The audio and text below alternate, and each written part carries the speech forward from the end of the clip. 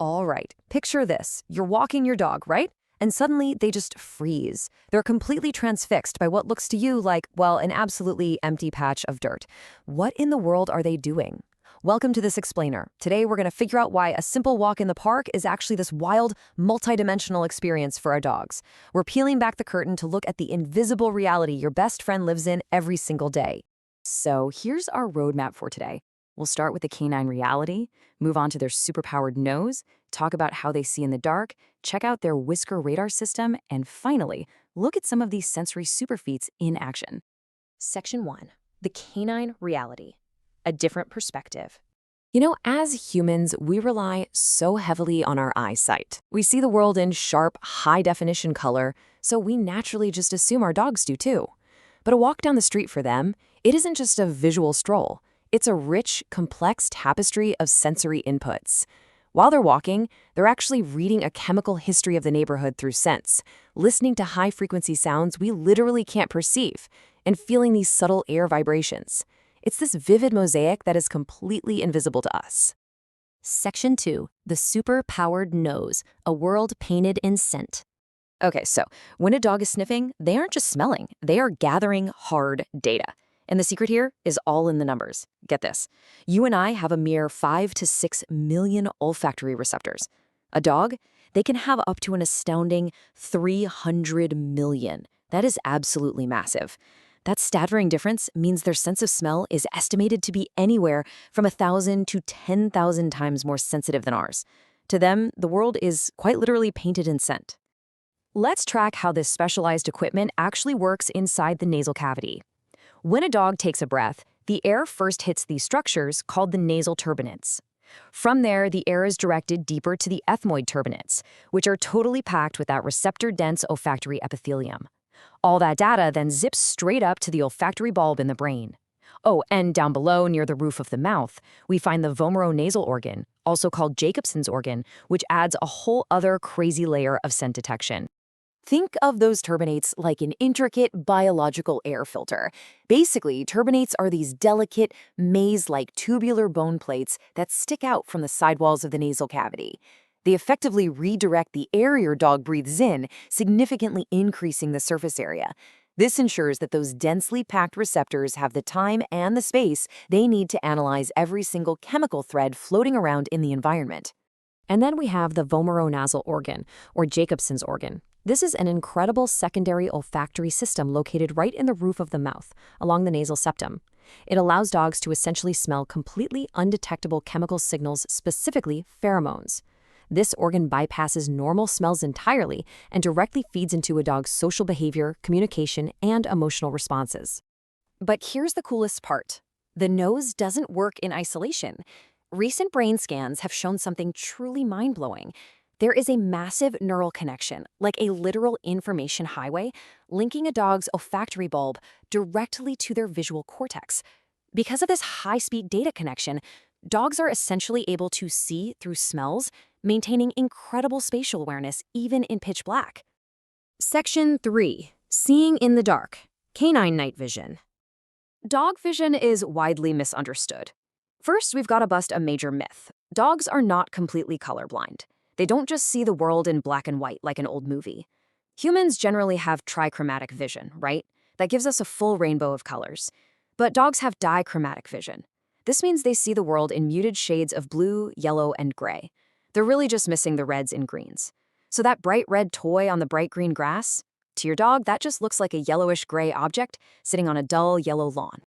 Now, while they might lack our full-color spectrum, they have a massive advantage at night. Their eyes feature a specialized structure called the tapetum lucidum. Sitting right in the rear of the eye between the optic nerve and the retina, this reflective layer acts kind of like a concave mirror. It is rich in zinc and an amino acid called riboflavin. It catches incoming light and bounces it right back, effectively giving their visual cells a second pass at the light. This grants them absolutely incredible low-light vision. And that concave mirror? That's actually why dogs' eyes seem to glow in the dark. That spooky glowing effect is literally just the tapetum lucidum reflecting light back at you. And depending on the unique cellular makeup of zinc and riboflavin in the dog's tapetum tissue, the color of that glow actually changes. A Siberian Husky might have a red glow, while a Schnauzer might shine turquoise. Interestingly, dogs with blue irises often lack a tapetum entirely. So their red glow is actually just light reflecting off the blood vessels in the back of their eyes, kind of like human red eye in photographs. Dogs also experience a vastly different perspective when it comes to their peripheral vision. Because their eyes are positioned more laterally, on the sides of their heads, dogs boast a massively wider visual field.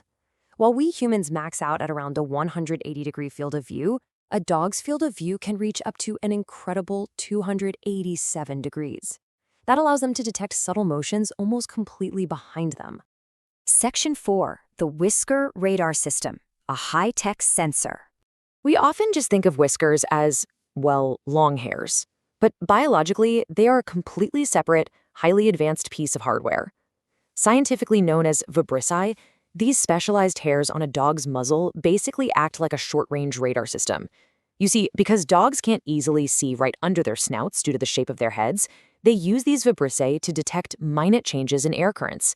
This helps them determine the size, shape, and speed of objects right in front of them. If we look deep within the follicle sinus complex, you can see the root of a single vibrissa. These coarse hairs are rooted 3 times deeper than normal fur.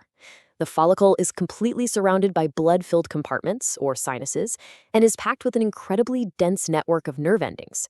This biological setup makes a dog's whiskers just as sensitive to touch and air displacement as your fingertips are to physical texture. And what's really fascinating is that vibrissae are actively controlled by intrinsic muscles. They aren't just static hairs on their face. They actually communicate the dog's mood. A resting dog has resting whiskers. But if they're happy or curious, they might elevate them above their eyes for a wide-eyed, attentive look. And if they feel threatened or are investigating something intensely, they will literally flare their muzzle whiskers forward to gather as much physical data as possible. Section 5. Sensory Superfeats, the toolkit in action. So what happens when you combine this superpowered nose, night vision, and radar? Well, before we list those feats, we have to quickly mention hearing. Alongside their sight and smell, a dog's auditory world is vast. While we both hear human speech well, a dog's maximum hearing sensitivity peaks way up at 8,000 hertz.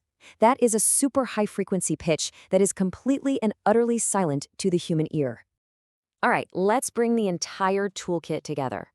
Thanks to their complex turbinates, dogs can literally tell time by sensing how a scent trail fades over the hours. They can track prey by following directional scent vectors in the air. Thanks to their Jacobson's organ, they can detect human emotions by picking up on invisible chemical changes in our sweat, like sudden spikes in adrenaline.